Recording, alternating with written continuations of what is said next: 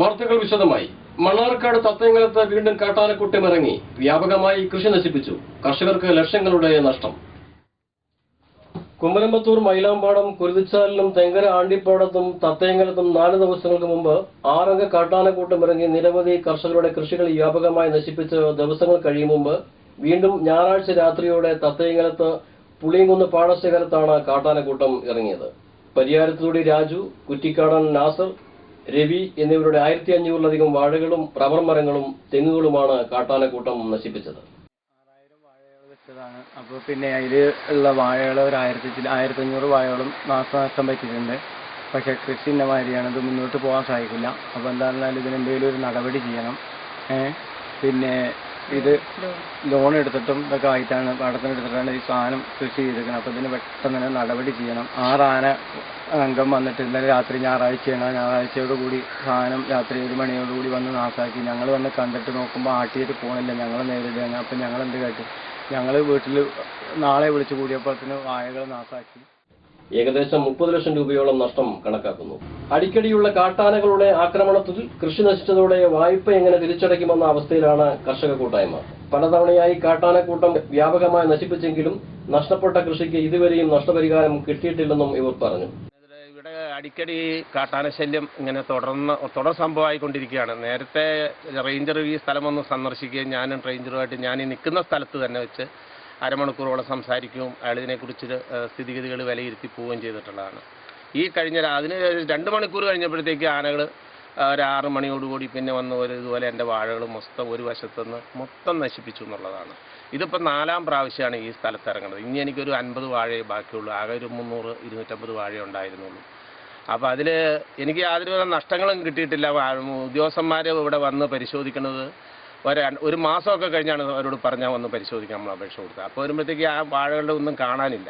ഇന്നലെ രാത്രി റേഞ്ചർ പോയി 2 മണിക്കൂർ കഴിഞ്ഞപ്പോഴത്തേക്കാണ് ഈ സംഭവം ഉണ്ടായിട്ടുള്ളത്, റേഞ്ചറുമായിട്ടുള്ളത്. എന്തായാലും ഞങ്ങൾക്ക് ഇതിന് എന്തെങ്കിലും ഒരു ശാശ്വതമായ പരിഹാരം കണ്ടെത്തണം. മണ്ണാർക്കാട് DFOയുടെ നേതൃത്വത്തിൽ 12 അംഗ കമ്മിറ്റി രൂപീകരിക്കുകയും യുവാക്കളുടെ കൂട്ടായ്മയിൽ സബ് കമ്മിറ്റി രൂപീകരിക്കുകയും ചെയ്തു. എന്നാൽ കാട്ടാനകളെ തുരത്താൻ വേണ്ട സഹായം ഫോറസ്റ്റ് നൽകാമെന്ന് ഉറപ്പു നൽകുകയും ചെയ്തുവെങ്കിലും യാതൊരു നടപടിയും സ്വീകരിച്ചിട്ടില്ലെന്നും കർഷകർ ആരോപിച്ചു. ഇവിടെ ഒരു തീരാദുരിതമായിട്ട് ഈ കർഷകരും ഈ പൊതുജനങ്ങളും പിന്നെ കൃഷി അതേമാതിരി ജീവനോപാധി നശിപ്പിക്കാൻ തുടങ്ങിയിട്ട് കാലം കുറയും.